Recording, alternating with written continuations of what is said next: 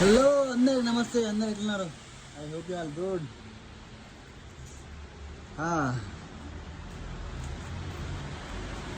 Snow పడుతుంది అంటే మేము ఉండే ఈరోజు తక్కువ పడుతుంది అసలు హౌస్లో. ఈ ఇయర్లో అయితే ఇదే ఫస్ట్ టైం ఇక్కడ యూస్ హౌస్లో ఉండే ఏరియాలో. ఓకే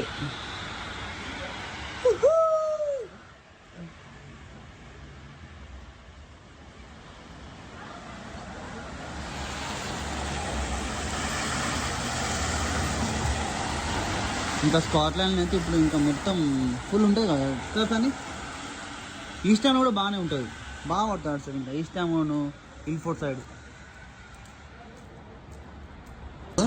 ఈ అవ్వ చలి పెడుతుందా అంటే మామిడి ఉండేది ఏ చల్ ఇంట్లో పడుతుందా?